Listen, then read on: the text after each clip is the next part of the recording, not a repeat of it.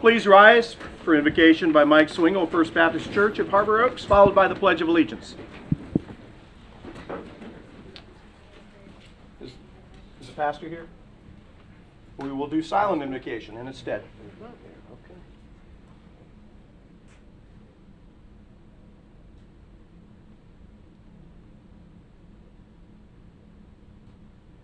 Amen.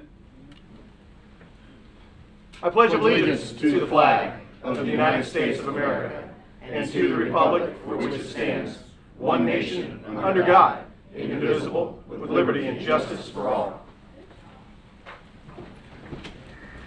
Will the clerks call the roll?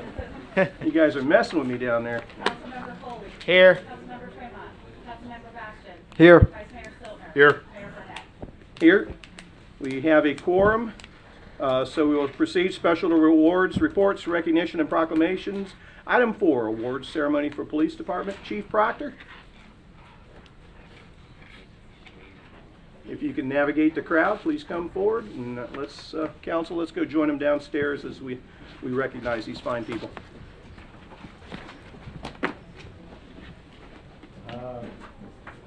Sergeant Fleming, bring your honor guard down.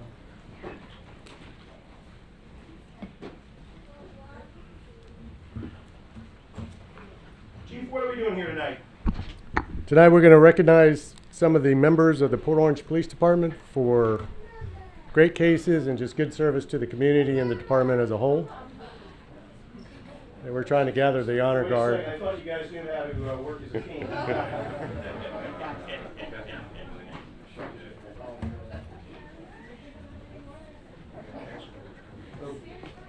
So all the groups in the department will work as a team. This would be it, right? Yeah. Where you go, Andre? I'll call you out. Chief? All right, good evening. This is a unit citation presented to the honor guard of the Port Orange Police Department.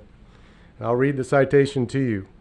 As a member of the Port Orange Police Department's honor guard, you have the high honor of representing the department at the funeral services for fallen police officers.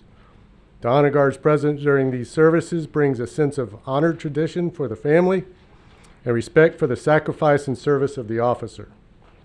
We recognize your professionalism and dedication in preparing for 2 funeral services a week apart. In the hours following the loss of a friend and a co-worker, you spent countless hours practicing and training to execute every detail of the service with flawless precision. All the hard work paid off as you maintained your composure despite the challenge of wind, heavy rain, lightning during a dangerous lightning storm at the graveside service of Sergeant Justin White. You represented the department and the memories of Sergeant Justin White and Officer Jason Rayner with honor. Thank you for your service.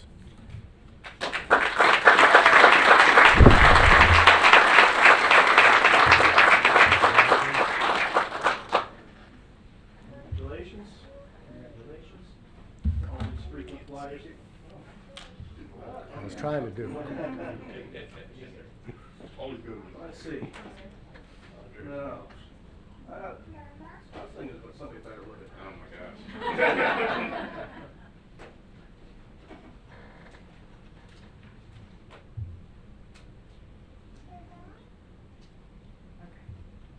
You all continue to do us proud. I appreciate each and every one of you.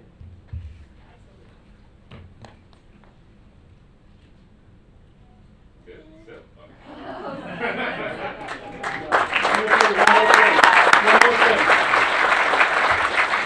This council appreciates you, but this city appreciates you even more. That's everything. That means everything. Thank you all.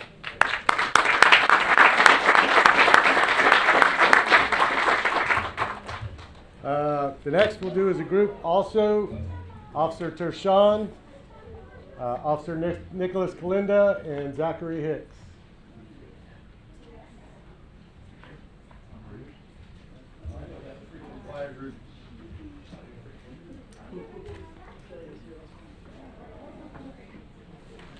It's kind of a long one, so we'll try to get through it. Okay. No, I'm good. Thank you. This is an award of merit for Officer Anthony Tershon, an award of achievement for Officer Nicholas Kalinda and Officer Zachary Hicks.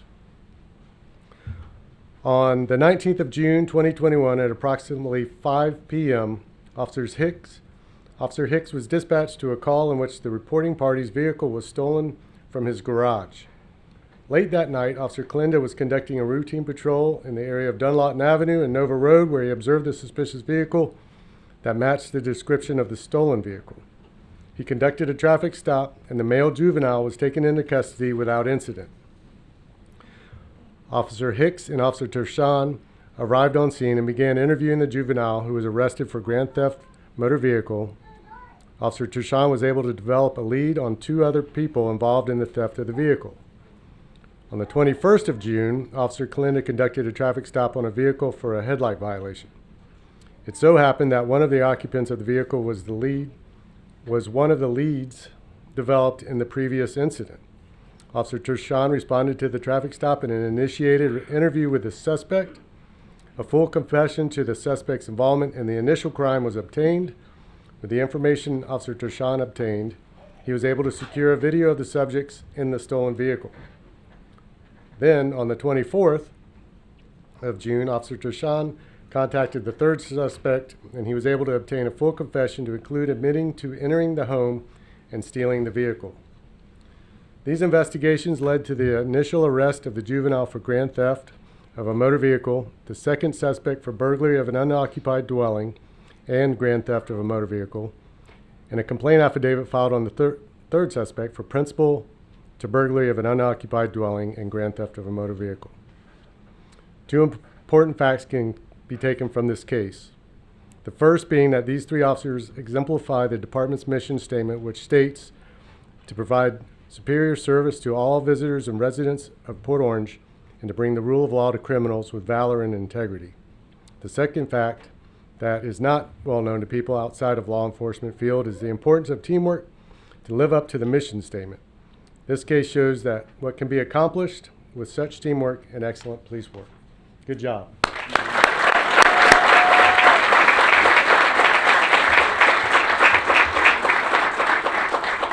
That's great. Officer Tershon.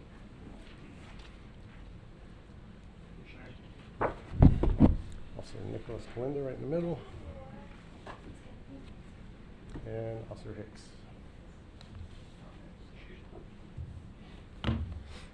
You guys are trying to put the detectives out of the job? Never made it to that?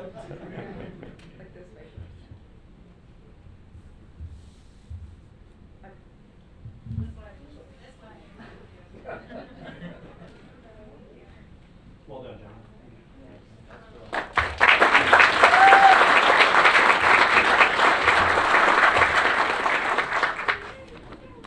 Now the last one is a great example of the citizens of Port Orange that we represent and we serve. If Mr. Small could come up, Mr. James Small. We presented this award to the officers that responded earlier, but I'm going to tell the story again because he deserves it. So this is a citizen commendation. On November 5th, 2021, at approximately 8:50 p.m., Sergeant Malky and Officer Brazier and Officer Kalinda responded to the area of 13 Cedar in the woods about a motor vehicle crash. The reporting party advised that a vehicle hydroplaned into a ditch in front of his house. Port Orange received an abnormal amount of rain just prior to the incident, and a flood advisory had been issued for the area, including Colony in the Wood, the subdivision where the crash occurred. Sergeant Malky arrived and observed a Mazda hatchback in a flooded canal. The vehicle was halfway submerged in the water and the driver was still inside the vehicle. James Small, a Port Orange citizen who resides near the incident, was in the canal next to the vehicle in chest-high water. Mr. Small was trying to help the driver out of the vehicle. He could not get the door open because it was locked. Mr. Small attempted several times to break the driver's window, but was unsuccessful. Sergeant Malky relayed over the radio that the vehicle was sinking and entered the canal. He broke the rear hatchback window and urged the driver to climb to the back of the vehicle. Officer Brazier arrived on scene and entered the canal to assist. Due to the positioning of the rear passenger seats, the driver could not exit through the hatchback window.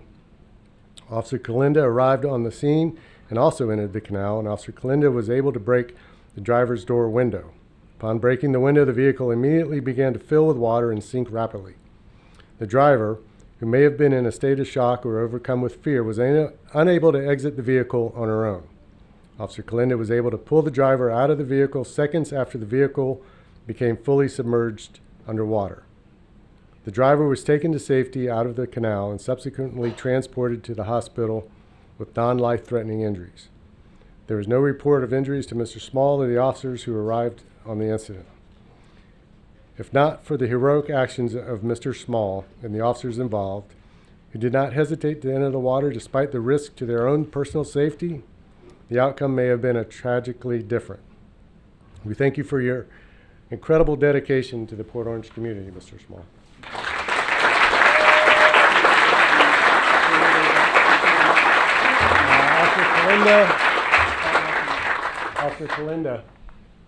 Officer Kalinda, did you leave? No, there he is.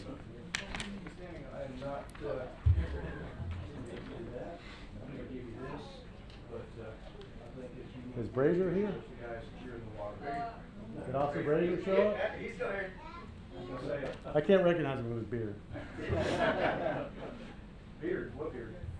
Did Sergeant Malky show up, or is he here? No. Let's slide over here, guys. Let's get that.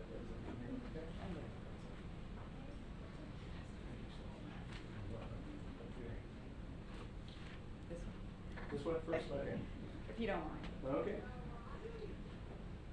Awesome, thank you. Right here? Yes, You like your one?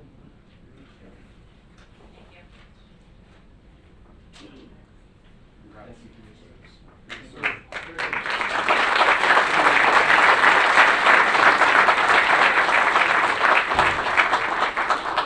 This was a dry operation this time, guys. Appreciate it. Keep that. That concludes it. Yep. Thank you.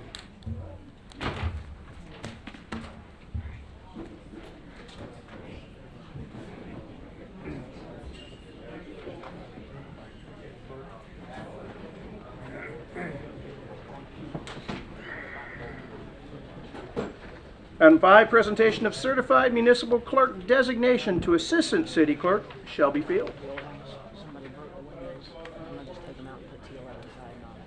But I had to board it up and cover it up so you could see. But I'm Don't be nervous. trying to make sure it's Mayor Burnett, Vice Mayor Stiltner, members of the City Council, city staff, and attendees. Good evening. Thank you for the opportunity to be here this evening and to speak with you. My name is Patricia Burke, and I am the Florida Association of City Clerks Central East District Director, the co-chair of the Professional Education Committee, and a member of the Education Task Force. And I am the town clerk for the town of Palm Shores. It is with great pleasure that I appear here this evening to congratulate your city on the recent accomplishment of your Assistant City Clerk, Shelby Field, upon receiving her Certified Municipal Clerk designation.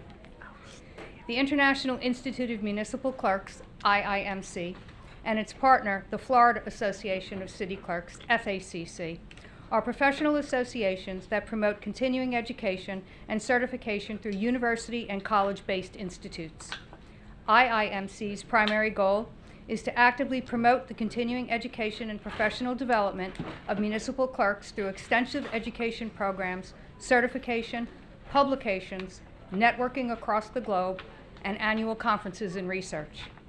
FACC's primary goal is to actively promote the continuing education and professional development of municipal clerks in the state of Florida by partnering with the Florida League of Cities and the Florida Institute of Government to meet the ever-changing educational needs of city, town, deputy, and assistant clerks, and to improve their knowledge in areas such as public administration, law, management, elections, and many other disciplines. Currently, only 30.42%, or 4,598 of the 15,113 members of the International Institute of Municipal Clerks have attained their certified municipal clerk designation. And of the 606 members of the Florida Association of City Clerks, only 34.65%, or 210 members, have reached their certified municipal clerk designation. To achieve the certified municipal clerk designation, Shelby has gone through and completed the International Institute of Municipal Clerks approved Municipal Clerk Institute program conducted by the John Scott Daly Florida Institute of Government, Florida State University in Tallahassee. This program provides 120 student instructor contact hours of in-depth courses in managerial and leadership skills, social and interpersonal concerns, and technical training need to deal with the changes taking place in government today. The program aids municipal clerks in improving job performance and recognizes the professionalism of the municipal clerk's office. Completion of a recognized career development academy or baccalaureate degree in public administration or a related field, responsible experience in local government, and participation in conferences, meetings, and educational seminars are required to earn the prestigious Certified Municipal Clerk designation. But this is only the first step. A true professional never wants to rest on their success, but instead keeps reaching higher. The Master Municipal Clerk Academy was established to further professional education of city clerks and to meet the challenges of the office. Academy members must demonstrate that they have actively engaged in educational and professional participation that keeps them current with the changing events in local government. Academy members seeking to earn their Master Municipal Clerk designation are required to attain an additional 168 hours in advanced education, with 80% coursework in public administration, 20% in electives, and attain 20 points in professional and social contributions to include attendance at professional meetings and conferences, honors and awards received for specific individual achievements. This is quite the task considering the daily demands of the clerk's office, but I have no doubt Shelby will be up to that task. Your clerk is now part of an part of an elite group of professionals in local government, a group she could not have become part of without your commitment and support for her efforts. In the light of speed and drastic nature of changes these days, lifelong learning is not only desirable, it is necessary to keep pace with the growing demands and changing needs of the citizens that we serve. Your city can take immense pride in Shelby's educational accomplishments and achievement of this milestone. Thank you. On behalf of the Florida Association of City Clerks, the President, the Board of Directors and its members, and the Florida Association Professional Education Committee and the Central East District, we are all so very proud of you. Please join me in congratulating your City Clerk, Shelby, of the City of Port Orange on her impressive accomplishment and one of your newest certified municipal clerks.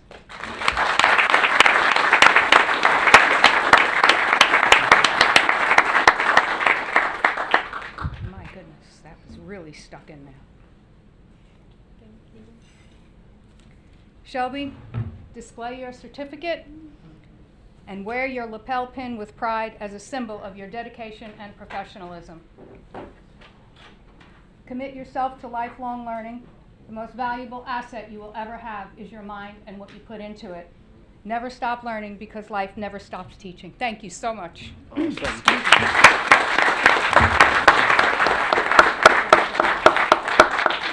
Outstanding.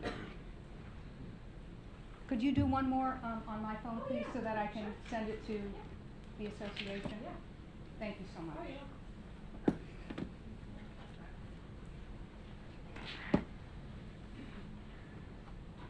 Thank you very much.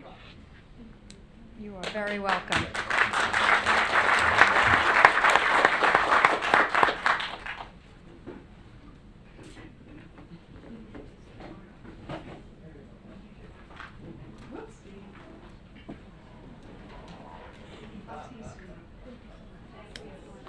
Robin, this means you can expect more out of her now, right? Okay. Awesome. Outstanding. Board appointments, interviews, reports, Golf Advisory Board report. Mr. Green. It's hard to beat all this good stuff here, but You better step it up. I know.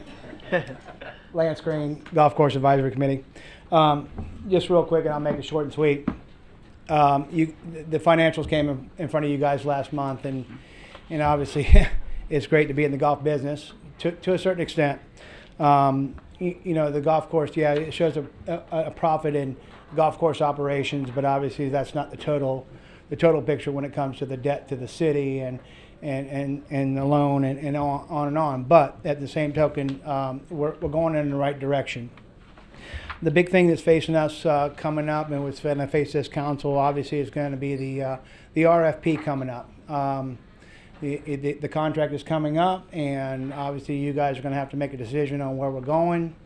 I'm going to say that right now we probably have the best superintendent in the state of Florida taking care of our golf course, so it's going to be a very tough decision moving forward.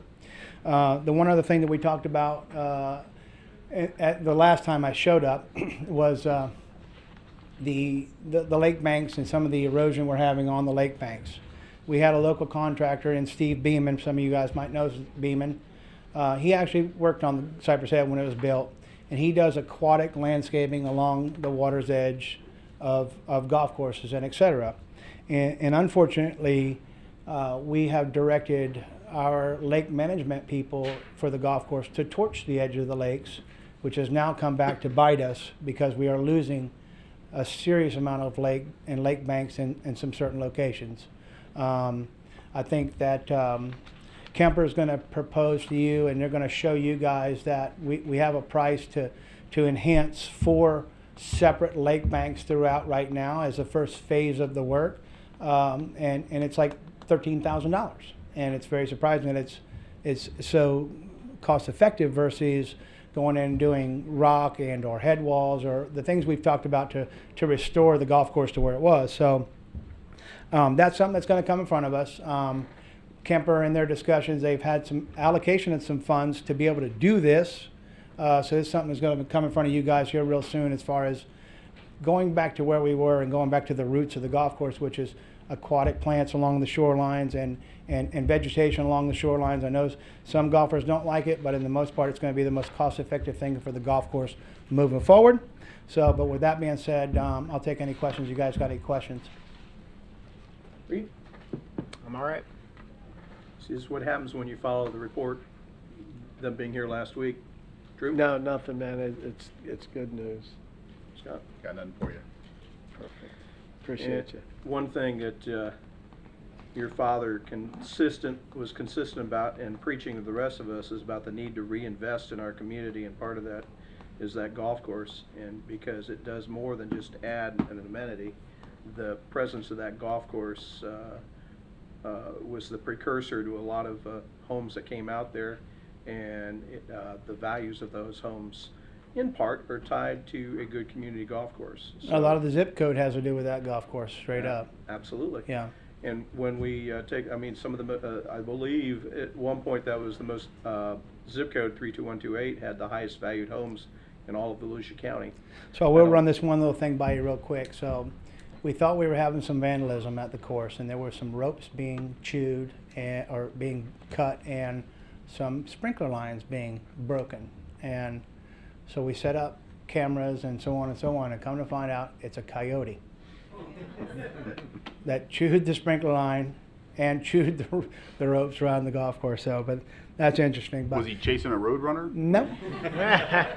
But I think a lot of people will tell you guys, and I'm sure you probably heard this, that the golf course has probably never looked better. And I think it's part of such, like you're saying, Don, is that the property values are showing. The property values in Cypress Head are so much higher today than they were 3 years ago because of this golf course and what we've done to this golf course. So, thank you. Appreciate you, Lance. Thanks, Lance. Public comments on consent agenda items. I was looking around the room to see if Robert Reinhagen had anything for me. Still apparently just Nothing? really? Item 8, agenda approval. I know we got at least one adjustment to the agenda tonight, Scott. Yeah, Mayor, I want to make a motion to remove items 11 and 22 to be rescheduled. 11 needs a little bit more work, and 22 was an item specifically requested by Councilman Tremont, who unfortunately couldn't be here tonight. So I think it would probably be best to reschedule that for an opportunity when he can be here. So you have a motion to approve the agenda without items 11 and 22. Yes. Do I have a second? I'll second. We have a motion and a second. All in favor signify by saying aye. Aye. Any opposed? Like sign. There being none, we have an agenda for the evening.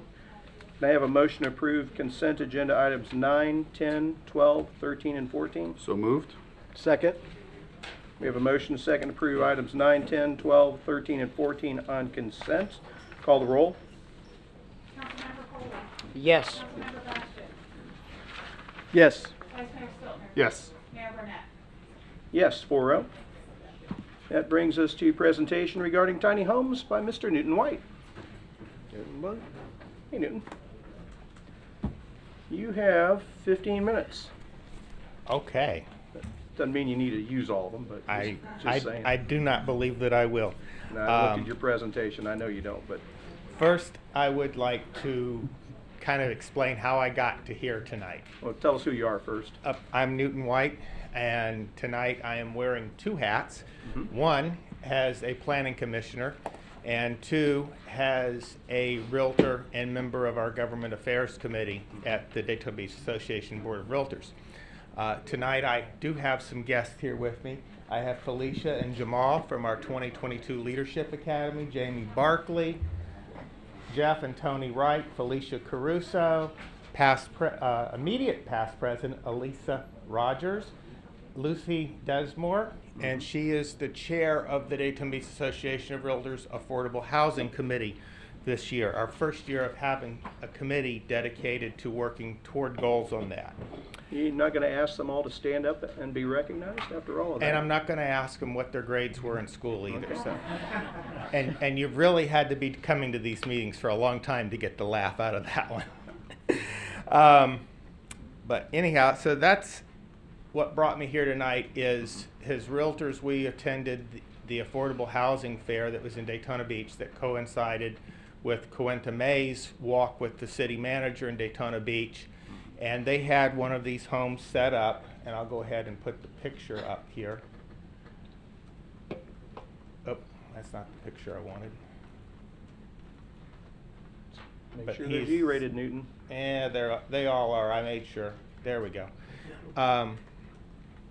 So anyhow, we had this come in and on a truck, and it was there for us to look at.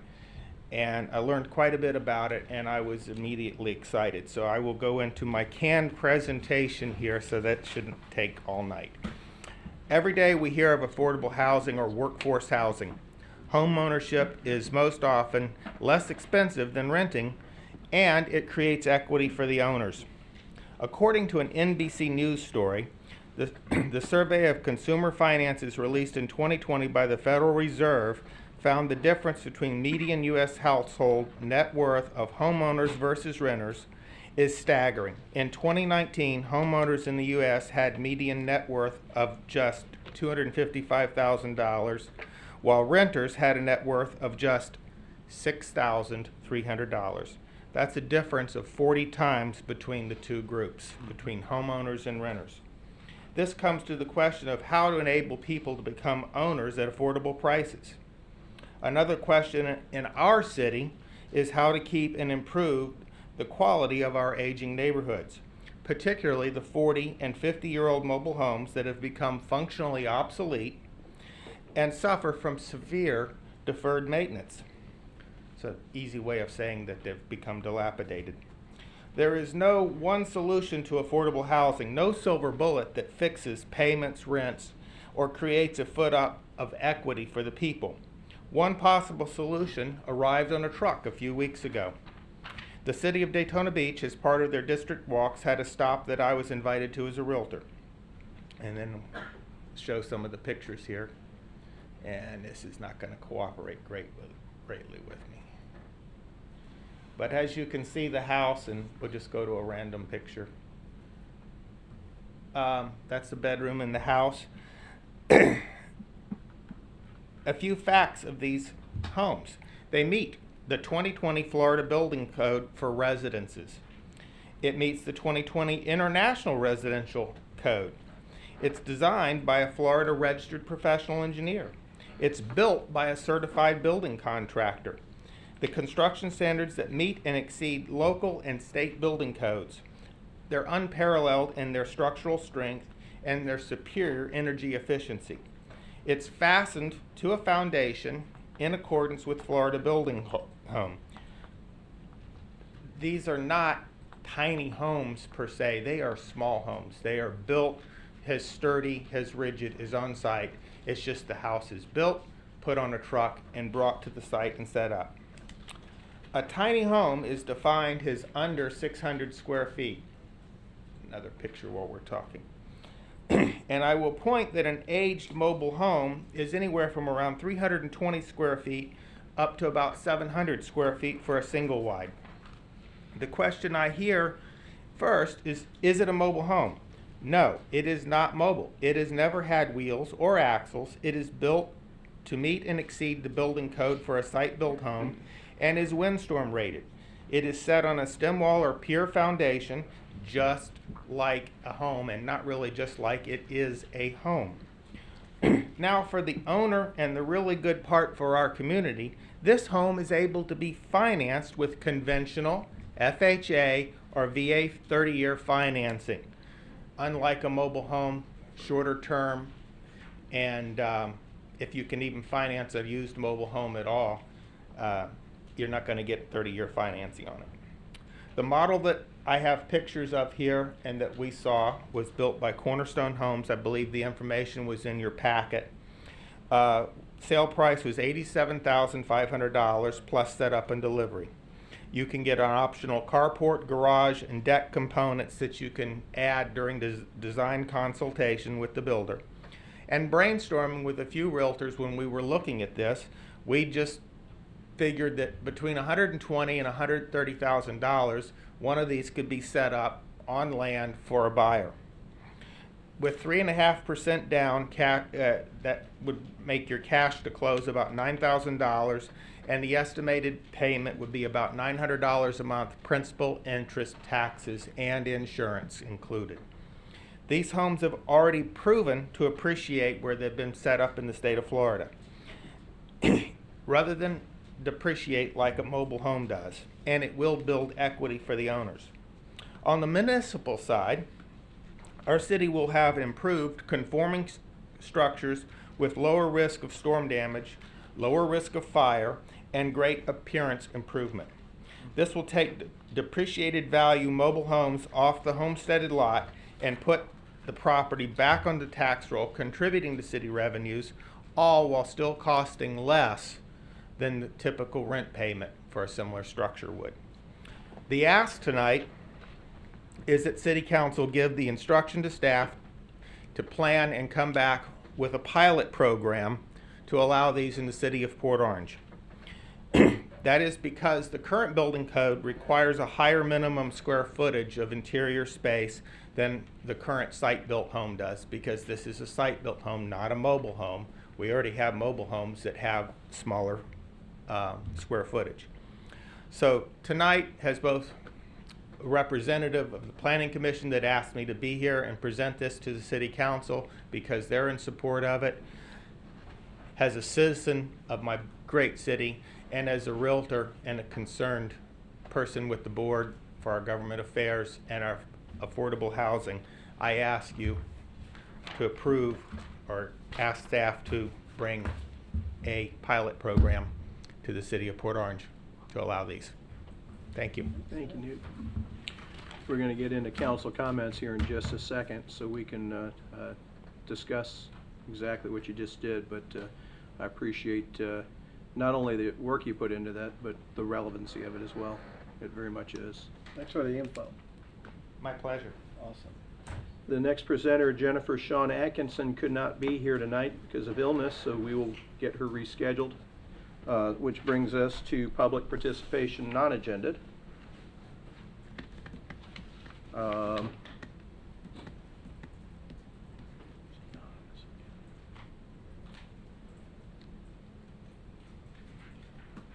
Person, public. That's the name on here. It says person public.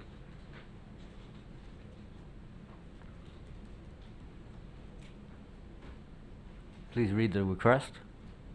Would you like to read it? I'd rather you read it. It's your 3 minutes. Well, they started my 3 minutes already. I need my 3 minutes.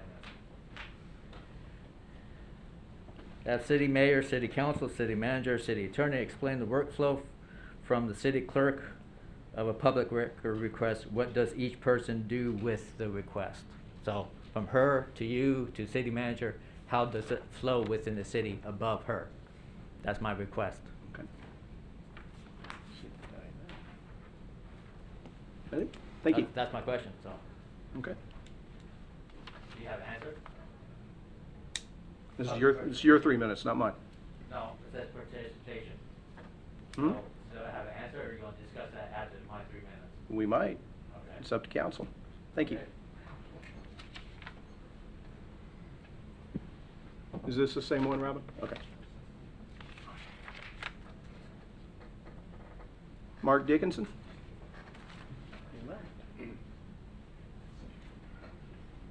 I don't see him. He signed up. Okay. Still here? I guess not. And that brings us to council comments and concerns. Council on the, I'll go around in a second, but I just kind of wanted to frame the tiny homes conversation.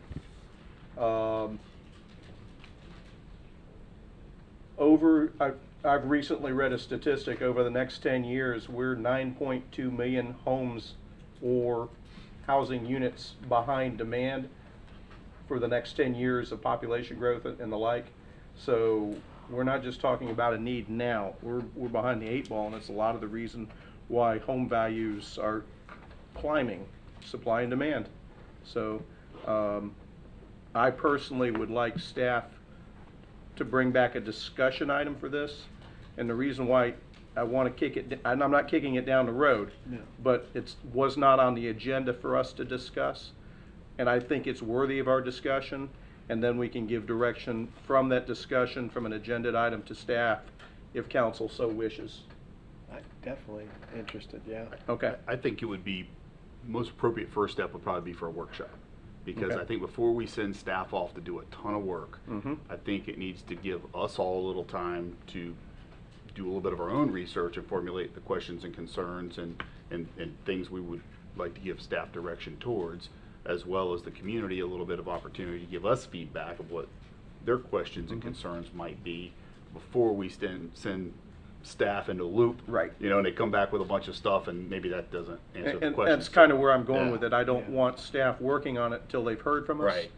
We need to, and they need to hear from us in an agenda discussion. And I think, Scott, when you say workshop, I think that is more than, better than just having a discussion item on a council agenda. I agree with you. Do we want to give the city manager that direction? Yeah, and I'd like to make sure that Newton, since he's already done some research, that he's a part of that workshop so we can, Oh, Sure. he'll be watching, but if he isn't, I'll make sure he knows when we're doing yeah, it, so. yeah, he needs to be there. Rita, we in agreement? I agree. Okay, a so good call. Wayne, you understand the request that we're asking for a workshop item? Yes, sir. Okay. Perfect. Start with Drew. I was just gonna talk about the tiny home thing, so I'm excited for the workshop, and we'll have that discussion then. That's perfect. Scott? I think that's what I was gonna say. I'm Andy? good for now. Okay. Oh, well, just one more, just a reminder about tomorrow evening, we have the annual appreciation banquet for volunteers in policing. Okay. Excellent. All right, so actually, I have two things. So first off, some of you may have noticed that the mayor keeps referring to me as Reed tonight. And the reason being for that is I believe I've unintentionally created a small amount of confusion by using my actual legal first name in some instances, whereas most of the community knows me pretty well as Reed Foley. And so in an effort to be completely transparent, more accessible, and to make sure there is no public confusion, I've asked the mayor and I've asked staff to make sure that we did that, make sure it was all on the up and up, that I would go by Reed Foley on all fronts and not cause any confusion, which I know the mayor's happy about and other people, because they don't have to remember which one to call me when. So, but to anybody that caused any confusion to. So Reed I isn't sincerely your secret apologize. brother or anything like that? It's really Yeah, you. no. When I had a county council person tell me how much they loved my brother, I knew I'd made a mistake. So, yeah. But so anyway, I just want to make sure everyone's aware of that. I think it's only fair, and I'm trying to do the right thing in that regard. I also want to say, and I'm sure the mayor's going to touch on this a little bit. We just got back from Tallahassee this week, and it was a wonderful time. A great experience to be a part of, and to get to go in and shake representatives' hands and explain what we're asking for. We actually have a few things we're trying for appropriations. They're great infrastructure projects, great environmental. They're good for our environment, and it was an honor to be allowed to go and to be a part of it. To see the Port Orange South Daytona Chamber was there, so it was a really nice experience. But hopefully, we're going to see the fruits of our labor here as session concludes over the next 2 months. But very excited to get to go, and hopefully, like I said, we'll see the results of that. That it? See all at the Tiny Homes workshop, I guess. So. Okay.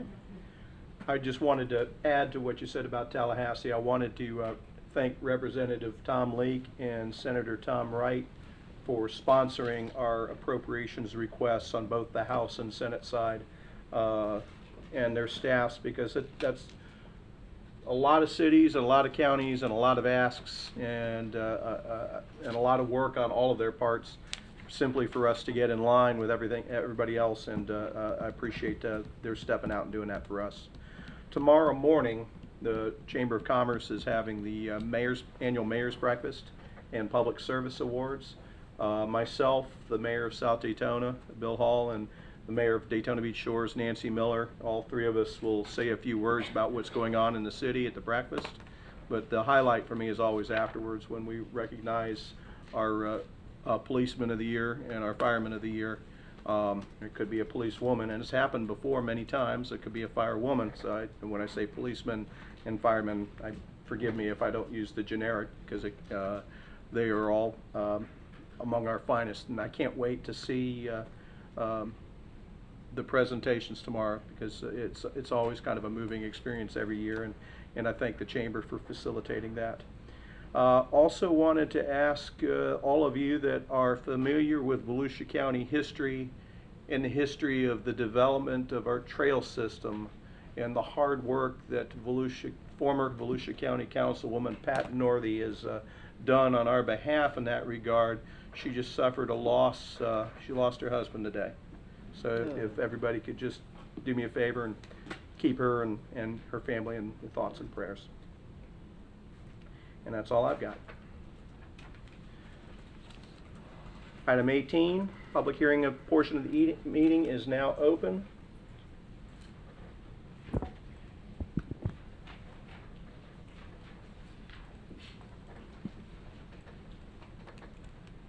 Yeah, I like it when it goes 20, 40, 60, 80, 1,600%. And then all of a sudden I'm trying to...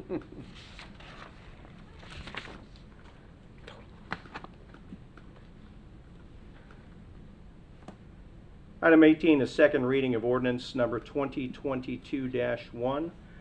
An ordinance of the City of Port Orange, Volusia County, Florida, amending the Port Orange Code of Ordinances, Section 2-27 and 2-30, providing for the salary of the mayor and members of the City Council, respectively, providing for repeal of conflicting ordinances, providing for severability, and providing for an effective date. Move to approve ordinance number 2022-1. I'll second. We have a motion, a proper second. Second reading, the item's open on the floor for discussion. Council? No, I think this one got discussed well. We did talk about this a lot last time. Yes, we did. It got hashed out pretty good. Hashed out or lashed out? Both. Yeah. Depends. Would anyone here care to speak to the item? There being none, back to council. Final comments? Being none, call the roll. Councilmember Foley, No. Councilmember Bastian, Yes. Vice Mayor Stiltner. Yes. Mayor Burnett. Yes, 3-1. Public hearing portion of the meeting is now closed. Regular agenda item, item 19, first reading of ordinance 2021-29. 2021-29 is an ordinance of the City of Port Orange, Volusia County, Florida, amending Section 22-4 of the Code of Ordinances relating to the City Council districts, providing for repeal of conflicting ordinances, providing for severability, and providing for an effective date. Move to approve item ordinance number 2021-29. I'll second. We have a motion and a second. The item's open and on the floor for discussion. Tim Berman. Mr. Berman, go for it. Tim Berman, Community Development. After discussion of the boundary options at the December 7th City Council meeting, the council directed staff by consensus to revise this ordinance to bring it back with map option number 3. The ordinance has since been revised to include legal descriptions for the boundaries shown in map option 3, and that ordinance is here before you tonight. I'm here to answer any questions you might have. Let's start this end. Reed, questions? I don't think I have any questions. This is another thing we already discussed once and went into a great detail about. I've already said, I'm on record last time saying that I thought map 1 was the best of the maps. But I said I would be willing to support 3 if that was the consensus. And so I'm not changing anything there. So. Scott? Yeah, I think 3, while not maybe complete consensus, probably was the best compromise of everybody's concerns. Without anything else. Drew? Yeah, after, hearing the presentation and going over everything, I'd agree. Like I said, it wasn't 100% consensual, but Oh, no, it wasn't. option 3 seems to be where we need to be. And I'm going to disagree with all of you because I thought map 4 was vastly superior. I thought it did a much better job of maintaining a division of the city that made sense, using major highways and arteries to do it. I understand the need that when we don't agree on things, you had somebody like map 1, we had people like map 4, we had people like map 3.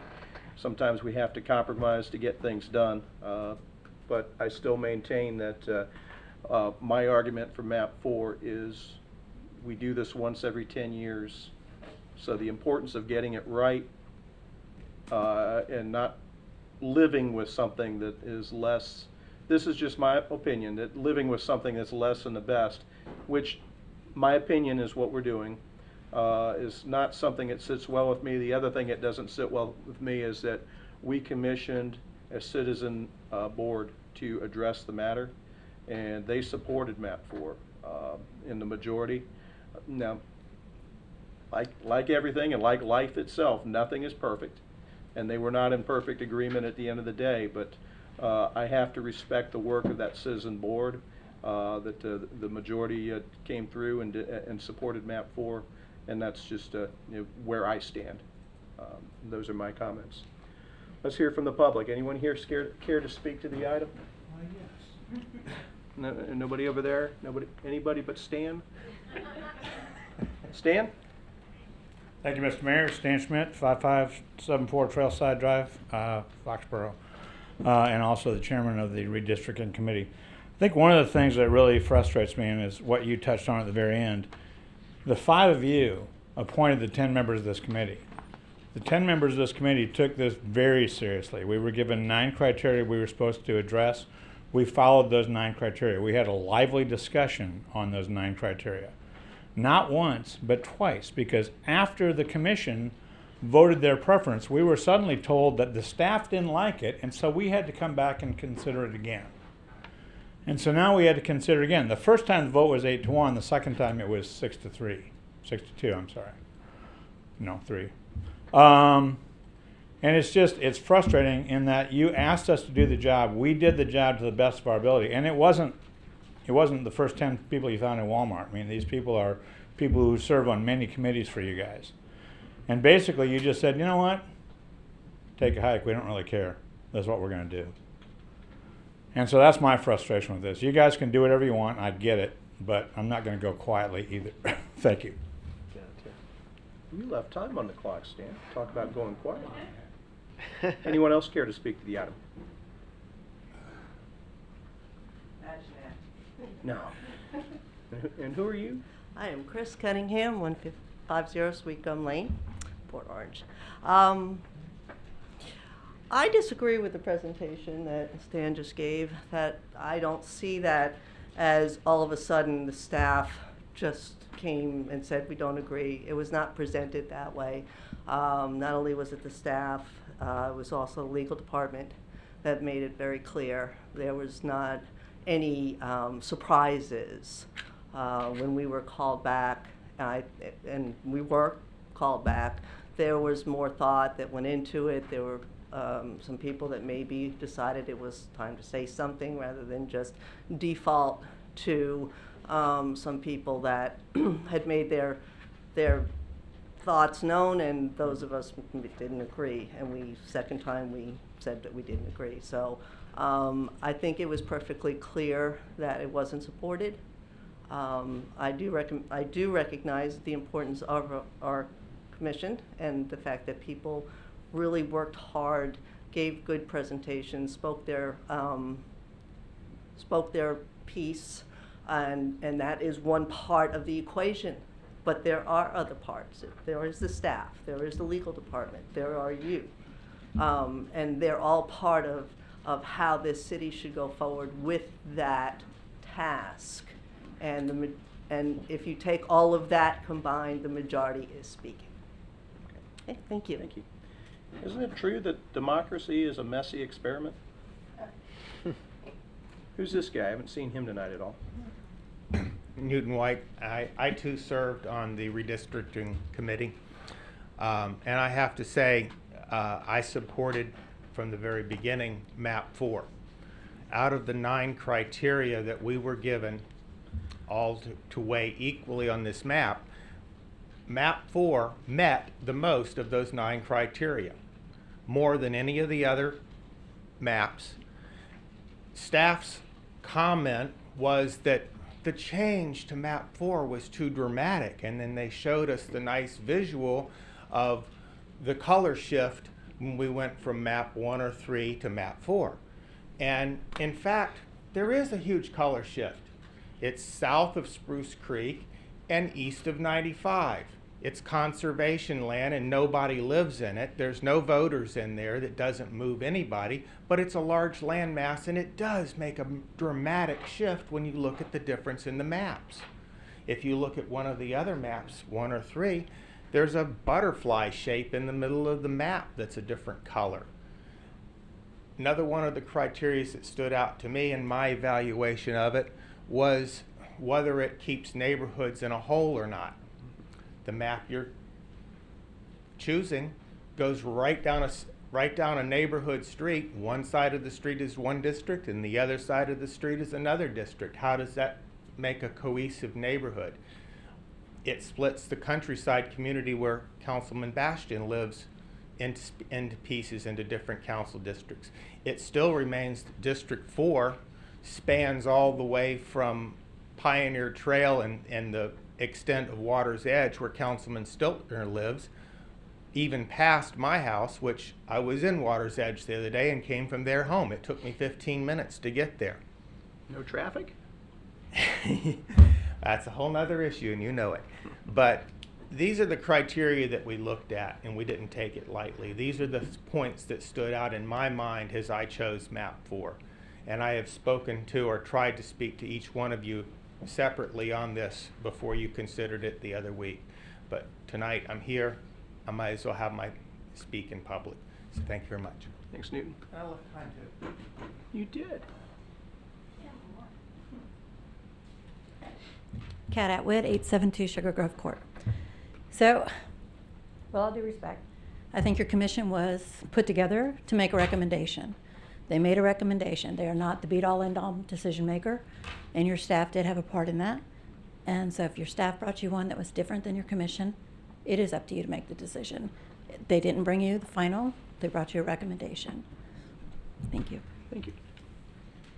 Who else we got? Back to council. Final comments, questions? Why don't you start this in, Reed? Yeah, I'm going to speak to a couple of things actually, because first off, I want to speak to everyone who was on that committee. I sincerely appreciate all of your volunteer efforts, not only on this committee, but I know many of you serve cross-platform for us on other areas. In fact, the 4 people who just got up and spoke are all on other commissions and other advisory boards that we have.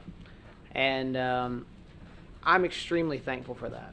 And I know we have the right people, because even here on a second reading, you're here telling us how you really feel and being honest with us. And I love that, because I know that you're fighting for what you believe in. And as long as I know that, I can always get along with every single one of you.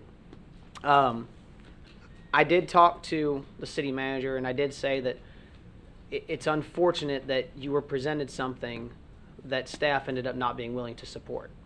You had 4 options, and then staff said after the first meeting that they couldn't support option number 4 after you originally selected that. And that's something we're going to look back on. We've talked about it, me and the city manager, going forward.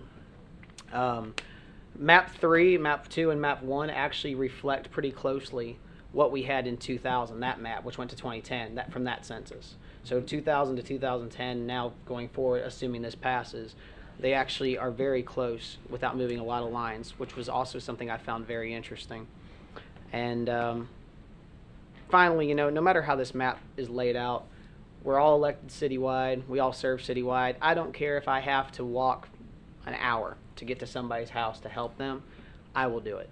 I serve the residents of Port Orange, and it doesn't matter to me which district I represent. It matters to me that I get to do the best job I can for every single resident. And so that's all I wanted to say. Okay. Scott? So I have some similar concerns and comments, I guess, that I would echo from Councilman Foley. But the most important thing to me is I sincerely hope that everybody that serves on an advisory board understands how much we appreciate them serving on the boards. It's why we appoint you. If for some reason you were made to feel like your opinion or your recommendations didn't matter, that just couldn't be farther from the truth, at least with me. But that doesn't mean that the council will always rubber stamp the recommendation of an advisory board. This is not the first time. This has happened on other boards. There have been boards 5-0 for and 5-0 against that the council, by the time the information gets to us and we get a chance to weigh things out even further, it just goes a different way. It's part of being the elected official and the responsibility we have. It does not diminish the value in the advisory board one single bit. So if serving on a board means that you feel like every recommendation has to go the way the board serves or recommends, that you're off to a bad start. That's just not going to be good. So I would hope that everybody understands that and at least appreciates how I feel and value folks that are on those boards. And like he said, you guys, a lot of y'all serve on multiple boards. There's a reason we put you on multiple boards, because we appreciate the depth and scope of which you guys put into helping us make these decisions. I know I've had lots of conversations with Newton and Stan, I mean all the board members for all of the different boards, and they're great, and they think of things totally different, and they see things in different perspectives, and they bring things to light many times that I may not have picked up on right away. And for that, I truly appreciate that. I do think, you know, the biggest thing to take away from all of this, in my mind, is this changes absolutely nothing to the service of our residents. Every one of these council members that sits up here serves every single resident in the city of Port Orange. We always will. And that's how it should be. So whether you live in green, blue, or I'm not even sure what some of them colors are, it doesn't matter. We are here for every one of those residents. I was in District 2 over the weekend and in District 1 looking at things for residents and business owners alike. And they are much farther than driving to Newton's house. So anyway, that's all I got to say about that. Yeah, I definitely have to agree. I've had countless conversations with Stan and Newton and other people in my 9+ years up here, and sometimes we agree 100%, sometimes we don't. It definitely, like I said, we appointed you guys. as an advisory board, and we just didn't agree this time. We have to take in effect what they say, what we hear from staff, what we hear from our legal department and other factors and everything, and then we have to come to that decision. It certainly doesn't diminish our appreciation of the folks that serve one bit, but as a council, we don't always agree. We have split votes a lot, and sometimes we just, don't agree with an advisory board or a citizen or whoever. It just, you're not always going to agree, and you can't please 100% of the people 100% of the time. It's impossible. But the appreciation is there for our volunteers and our board members and everything, and I hope this doesn't affect, any future people, but it just, like I said, it's impossible after taking everything in to 100% agree. They had a split vote. It was 8-1 and 6-3. So even, after their second meeting, there were some changes, and so it's just, it's difficult to not 100% do that, but we have to take in all those factors. And so, like I said, I'd agree with them. We certainly appreciate our volunteers and the people that do this, but it's ultimately, it has to come back before us for approval, and that's where we're at now. You done? Let me just say that not only do I not always agree with the people up here serving, I also don't always agree with our staff, and that does include our legal department. And but that's my call to make. I don't have a law degree, but I am pressed to make decisions on my own, and that's based on information I have and the things that I know and the experience that I have serving up here. That's why this is in all of everything, and the product and the hard work of that board is why I supported MAP 4. At the end of the day, I'm probably going to be on the losing end of this vote. It's not the first time, but it doesn't mean I'm going to talk to you after we're done. So, well, Drew, that snicker, I might change my mind about that. But any other comments in regards to ordinance 2022-2, which effectively puts MAP 3 into place? Call the roll. Councilmember Foley, Yes. Councilmember Bastian, Yes. Vice Mayor Stiltner. I'm sorry, Robin.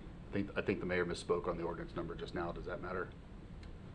Oh, I think Oh, so. yes. 2021-29 is 2021. what we're voting on. I'm Just sorry. read I read the. Yeah. Councilmember Foley, Yes. Councilmember Bastian. Yes. Vice Mayor Stiltner. Yes. Mayor Burnett. No. Sorry about that. 3-1. No. Hey, gotta get it right. Yeah. I'm not talking to you anymore either. Good catch, Vice Mayor. Didn't want to bring this back for another meeting. Yeah, I'd hear about it, and that would be. Shelby would have picked it up just like that. That's right. Oh. Ooh. Item 20, first reading of ordinance number 2022-2. Ordinance 2022-2 is an ordinance of the City Council of the City of Port Orange, Volusia County, Florida, authorizing the use of electronic signatures, providing for conflicting ordinances, providing for severability, and providing for an effective date. Move to approve ordinance number 2022-2. Second. We have a motion and proper second for first reading of ordinance number 2022-2. The item's open on the floor for discussion. Who is speaking to this way? City Clerk will if you have questions. Okay. Council, comments, questions? The only comment I have is welcome to the 21st century of doing Yes. business. Yeah, this makes sense. Anyone here care to speak to the item? There being none, back to us. Final comments? Call the roll. Councilmember Foley, Yes. Councilmember Bastian. Yes. Vice Mayor Stiltner. Yes. Mayor Burnett. Yes, 4-0. Sometimes we do just had a agree. unanimous vote. Item 21, Countywide Pet License Update.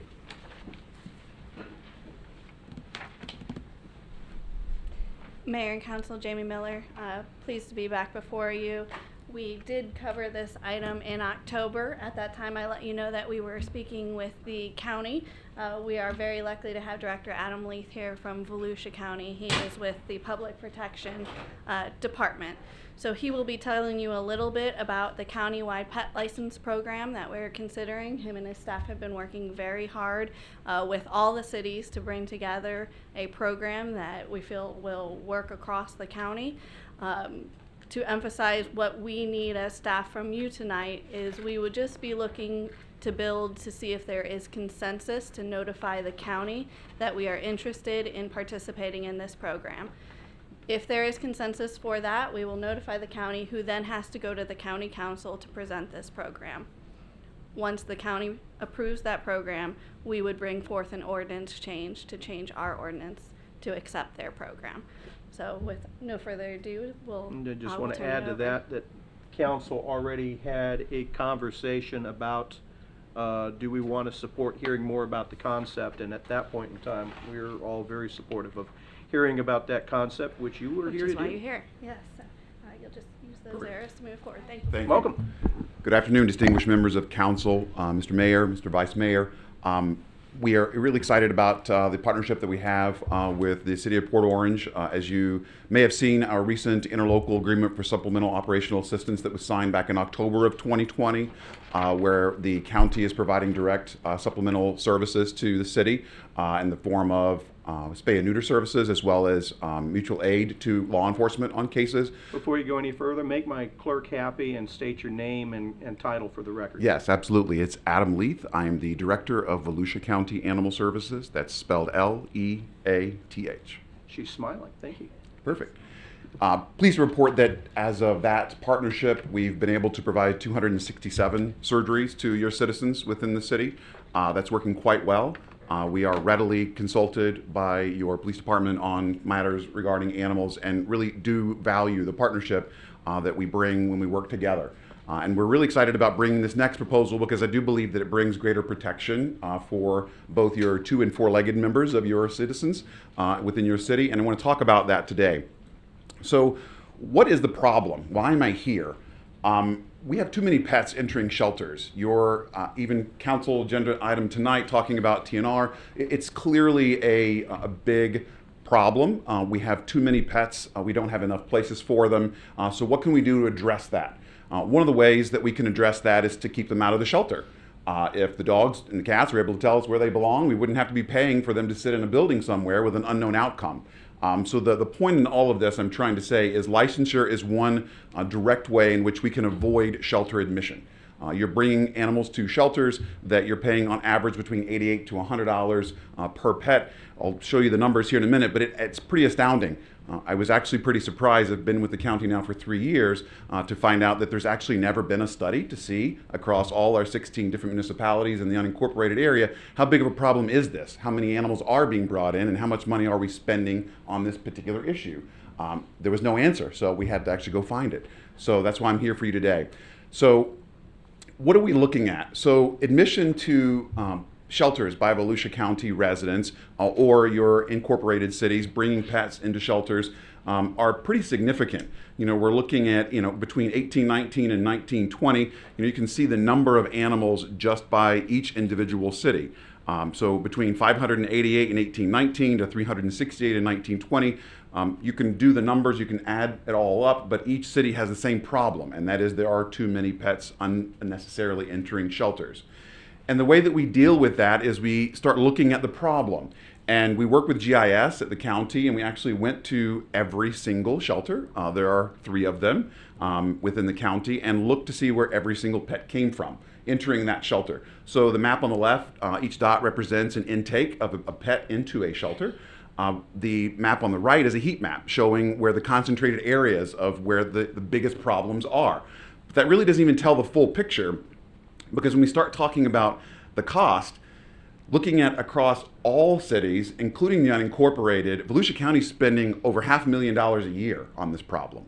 And I would rather see the money spent directly toward those citizens or those pets and making sure that they don't enter the shelter unnecessarily. So how do we do that?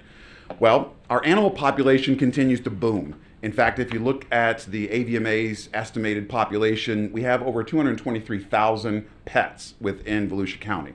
You can look at that out by city, but it's pretty pervasive that each area has a pretty serious problem with pet overpopulation. So how can we deal with this? Well, the biggest way that we want to tackle the problem is to identify pets. We can do that in a couple of ways. We can do that with microchipping, which we do quarterly, free, giant events. In fact, we have one next Saturday. We open to any resident, regardless of whether they live in a city or the county, regardless of level of income. We want to make sure that pets are identified. It's $5 for a microchip versus $88 for a 3-day stay. The math doesn't make a lot of sense for us not to be giving out ways to identify pets. Licensure is another great program because most people don't have microchip scanners. They're going to be looking for a tag on some pet's collar that it's wearing. It also helps us identify whether or not that pet's been vaccinated. Public safety and health is a serious issue for all of us, and we want to make sure that pets are appropriately vaccinated so that we're not unnecessarily exposing our citizenry to the rabies virus. So how do we deal with this? Well, with licensure, you can actually have each individual pet, that rabies certificate is retained within the jurisdiction so that if we have a bite or we have an exposure, we actually know the vaccination status of that, which means your citizens don't have to go through a post-exposure rabies vaccination series, which is quite costly and it's not pleasant. So we want to make sure that we identify pets and we want to make sure they are vaccinated. The license is the best way to do that. And you already have a pet licensure program, which is what I wanted to cover today. You actually have a pet licensure program within Port Orange that you have both with a $10 and a $15 licensure.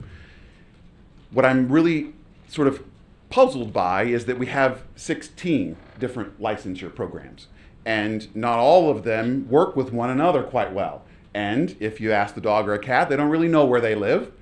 So if they go across the street from one jurisdiction to another, those systems don't talk to one another and those databases aren't even connected in any way. So what a pet could be coming in from a neighboring jurisdiction into your city and you don't know anything about it, so you're bringing it to the shelter and then paying for that. Versus having one centralized database where we know who all owns those pets and we can immediately reunite them with their owner and avoid shelter admission. So licenses by the number. So we're looking at revenue. I've often had many questions around, well, how much are we dealing with revenue? In fact, I initially was speaking with Alan Rosen with the city back a couple of years ago when this was first introduced. And the question was, well, how much revenue can something like this generate? And quite frankly, it can barely even cover the cost. When we're looking at the total number of revenue, the combined revenue of all cities, we're dealing with about $19,349. But when we're looking at the total licenses sold and then the total licenses countywide, we're dealing with only about 2.5% of animals that are ever even licensed. So that 223,000 number of pets that are in our county, only about 2% of them are even identified to begin with. So if we want to deal with the problem, I think the best way to do that is to make sure that we're all working from the same sheet of music. And the county has a lot of resources that we're wanting to make sure that is extended to all of the cities. And we think that we have an infrastructure in place that could consolidate this program into one streamlined approach that I think would not only be able to reunite pets faster, but also have one central repository for vaccination status of those pets. So we talked about microchipping and we talked about licensure, but honestly, the return to owner rates are quite low. Nationally, we're talking about less than 1% of cats ever go back and or return to their owner after they enter the shelter. We're dealing with less than 12% of dogs that ever get reunited with their owner. So the best thing is to never bring them to the shelter to begin with. And we don't have an option if we don't know who they own or are owned by. And the only way we can do that is to make sure that they're appropriately identified. So how do surrounding counties deal with this? With Brevard, they have a countywide licensure program similar to your current fees of $10 and $16. Theirs is $10 and $16, whereas yours is $10 and $15. Seminole County also has a countywide licensure program. Marion County, as well as Putnam County. So 4 of our 7 surrounding counties already have one centralized licensing program for their pets. So the proposal is this. If all of us were working from one centralized database, a database that the county is already paying for, that the county's already upfronted the cost for, but would enable your citizenry and the city to be able to gain access to that so that all of the information was contained within one location, I think we would not only see an increased return to owner rate for owners, we would also see a decrease in the cost of those animals having to be sheltered to begin with. So this is the specific ordinance, and it's actually going to be going in front of County Council in March. but we're looking for primarily dogs, cats, and ferrets, which is all of those that are capable of transmitting and are most common or commonly transmitted for the rabies virus, domestic species within the home. And we're looking at all those 4 months of age or older would be required to be licensed. And this is what we're proposing in terms of a 1-year and a 3-year tiered system. We're also trying to incentivize microchipping and licensure. So if you are responsible and you've sterilized your pet and you've also microchipped it and you've gotten it vaccinated, well, then you're going to get the cheapest price we can possibly offer you versus someone who may not have gotten their pet vaccinated, may not have gotten their pet microchipped, or may not have gotten it licensed, all of which we know ultimately cause more issues within the community of pet overpopulation. You're going to pay a higher amount. So we're trying to provide these services for free. As I said, we're doing them quarterly. We generally have between 300 and 400 pets in a single day. If you've never seen it, I would encourage you to come down to take a look. They drive through, it's contactless. We are easily able to, with our veterinarians, provide these services directly to the citizens free of charge, and they're already registering their information in our database. It's also required in statute that all veterinarians in the entire county send those rabies certificates to us anyways. So we've already been keeping track of your pets' vaccination status. We just don't have a licensure to accompany it. So it would just make it that much more of an incentive for us to make sure that we can identify your pets so that you're not paying for them to go to a shelter. I'm sorry. So, yes, sir. Can you just say that last part for me one more time? So you're already keeping track of all of the pets through the vaccination records? So the state statute for vaccination requires that veterinarians provide a copy of that rabies certificate to the county jurisdictional agency. So your veterinarians send us rabies certificates all the time. We're automatically putting that stuff in our system anyway, because we don't know if we're on one street that maybe is parallel to the city. Maybe that pet is already in the system somewhere. I can search every street for every black dog in the entire county. So it is another way, even if we don't know if it's not wearing a tag or it's not identified, we can then know, well, how many might meet this description, and then start calling down a list. It gives us additional data to try to identify a pet owner. It's not 100%, but it's at least better than what we typically get, which is really nothing if there's no identification on the pet. Okay. So where are we at now? So currently Ponce Inlet, Holly Hill, DeLand, Edgewater, and Orange City have provided their initial letters indicating that they have interest and would be interested in participating in this program. It's about $12,000 that we are paying for the program to do that, but that program does a lot of different things within our department, so it's not just licensure. All of our response, it's our central RMS database, is capable of handling all of the registrations, so it's really not an additional cost to the county, but the citizens of the cities or the cities themselves would be able to get access to the same system without having to pay that initial investment in the beginning. So we'd like to bring this in front of council. It's on their agenda for the March 1st meeting, and we'd like to have as many cities as possible to participate so that we can show that this is obviously an effort to reduce the redundancy. And honestly, if all the cities are paying and trying to implement their own program, there's obviously a cost to that. So we have a reduction or a duplication of effort while the additional cost for each city continues to mount, and we're not necessarily communicating with one another. So we're not always getting the result that we're looking for. With that, I'll entertain any questions, and I'm happy to help. Any questions for Director Leith? I don't have any questions. Sign us up.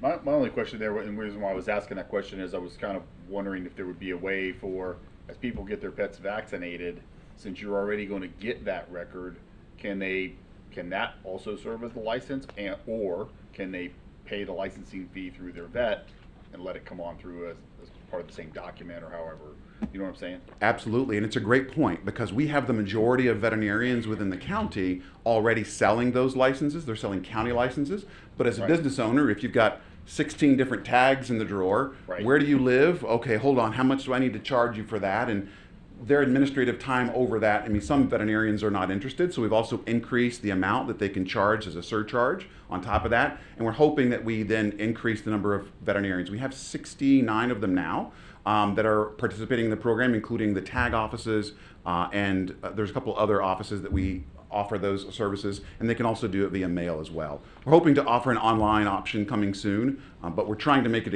as accessible as possible, because it makes sense to do it while you're already at the vet. Yeah, knock it all out right there. That's a great point. Yeah, when you're talking about 2% of the 223,000 pets we have, it seems to me that no matter what the conversation is here, really the issue is getting people to actually sign their pets up for this, because the tool is only good if people actually are using it. Being able to do it at your vet just seems like that makes common sense. You go in, you get your vaccinations for the animals, and then boom, you know. Is this a brand new program completely, or do you use this currently for unincorporated Volusia? It is not a brand new program. Okay. We already use it for unincorporated. It is essentially very similar to what the city currently uses. But you know, the challenge is there's 16 different programs, Right. and the implementation of that and the cost of that, and those systems are not talking. So it really does have a lot of duplication of effort without a lot of the reward. We're hoping that more and more of those pets don't come in, and more of them are licensed, and that's just not what we're seeing. And you see the revenue. I mean, you're spending more in trying to implement a program than you're actually getting back in your revenue currently. Do you know what the percentage is of pets in unincorporated that are registered into the program now? Any idea what that is? Yes. So that's actually back on this slide.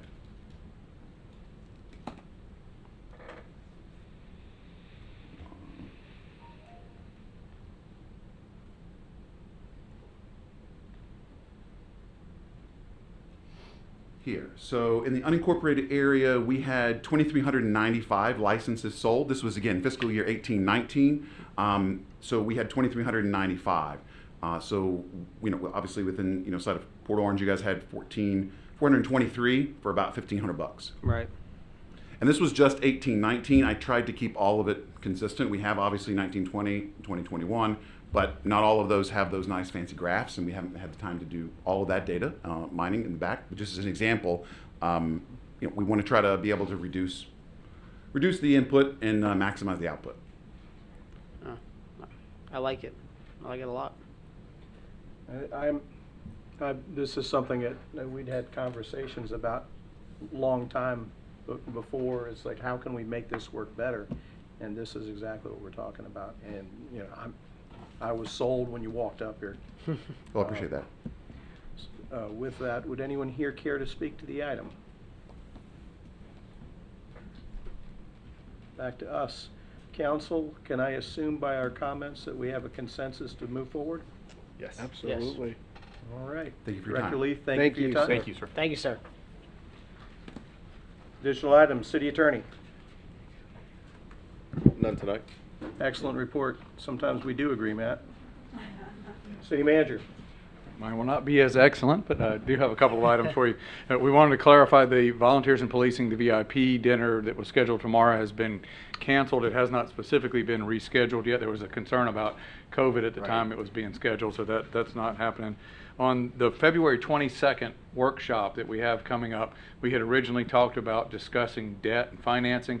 Now, many of you know, as Robin left, last time Robin Hayes left, we were in the process of hiring a finance director, and we have hired John McKinney, who will be starting on February 28th.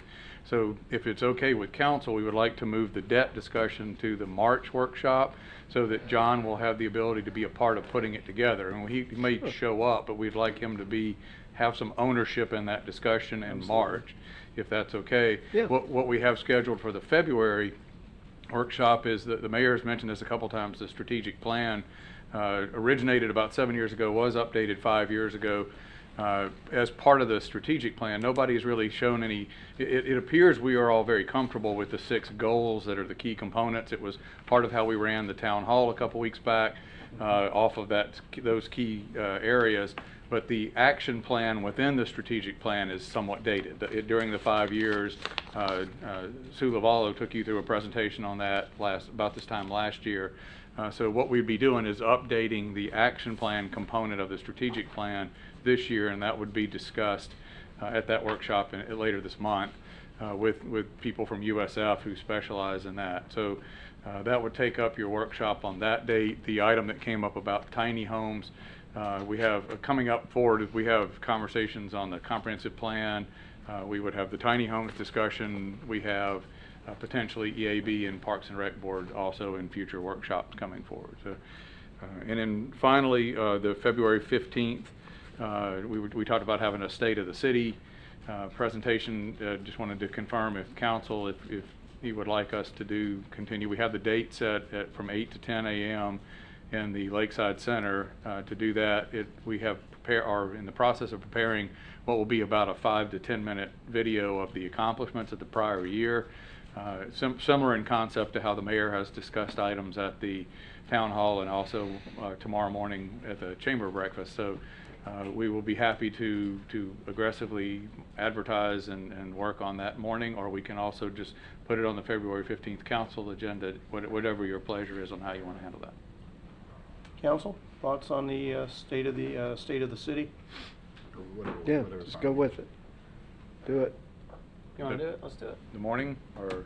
The 15th, correct? Yeah, I very much would like to do it separate from a council meeting where citizens can come and take part in that and we that's can good. interact. All right, we will put that out there publicly on all of our media outlets, and anybody you see, welcome them to come attend. So 8 a.m. at the Lakeside, or I'm sorry, where? At Lakeside, correct, where Okay. we had town hall. Just Okay, making so- sure, because I believe in the past we've held that over at the at Riverwalk Park. Yeah, we have. Okay. It's varied over multiple years. I think the last couple pre-COVID, it was a bigger lunch event. Yeah, the lunch event was fabulous. We've survived COVID. We want to get back to normal, but maybe not all the way to normal as possible right away. But It's a good start. This will be a good start. How much time is needed for the state of the city? It's as it's structured. There's like I said, a little bit under a 10-minute video of accomplishments. You know, the prior ones had been half-hour long videos. We had kind of made an editorial decision that that's a little bit longer than it probably needed to be. So it's more streamlined off of the accomplishments. There'll be an introduction by the mayor to the video, and then when it's concluded, the mayor will have a presentation to follow that. And in the past, we've had everybody on it, and I figured we could save about 90 seconds by eliminating the Drew Bastion blooper reel at the end. So. Oh, that was hysterical though. Everybody loved that. I'm just wondering if logistically, if it wouldn't just be easier to have it here in the chambers prior to a meeting. We can do whichever way you would prefer. I mean, if that saves money and logistically it works better for staff. Like doing it 5:30 and a meeting at 6:30. Yeah. You have a meeting on the 15th, so You also have a shade meeting before that. oh, that's right. So Do we have a shade meeting on the 15th? you do. We do. So we can Still? push it to the March meeting if you want to do it before. I'm fine with that. And frankly, we just did a town hall. Tomorrow we get the mayor's breakfast, and the more interaction we have, the better, but spacing it out is okay too. So we do it 5:30 on the March 1st. The March first 1st? March meeting. Okay. Seems like a pretty good idea. There's your plan. Did you? See, this is why I actually have to have conversations with these guys at meetings before we just go out and do things. When you were talking about all those different things, did you have a specific time already in mind for the tiny homes workshop or no? No, we were Okay, just saying I it would be at least March, if not the April. You were workshop. rolling a lot of them off at once. I just want to make sure. Yeah, those are just future dates. What we know we have is the strategic plans, action plan component this month, and in March we know we have the debt financing. Those two items are set. Okay. The other items will come as they. I know the community development department would have to do the lead on that. Is actively working on implementing the electronic permitting software program. And so we want to make sure that they're able to get all that done at the same time without delaying the implementation of that software. Which we've been chomping at the bit for about 10 years now, so I'm very anxious to see that go. Wayne, you got anything else for us? Yes, sir.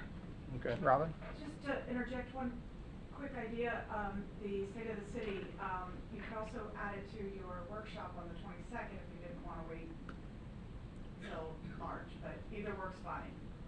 What time is the workshop scheduled for? 5:30 or 6 o'clock, 6 o'clock? and it's just the one item that I just talked about, so y'all's call. But If y'all are amenable to that, I'd prefer to do it that way, just That's fine. because Perfect. the amount of preparation it takes for a council meeting and for the state of the city, for myself. I'd appreciate that break if you guys are good with that. That'd be fine. Yep. I think. And then we don't have to wait forever to get it done. on the 22nd? And it Okay. still gives some time between tomorrow's breakfast and Yeah. that. Okay. All right. Good idea, Robin. Oh, good. City Council Idea, Committee Jamie. reports. General Employees Pension Plan, Vice Mayor Stiltner. Rescheduled. Okay, River to Sea TPO, Councilmember Foley. So I attended that meeting virtually the best I could from my cellular device because we were in Tallahassee. Nothing really to note other than the executive search still is ongoing.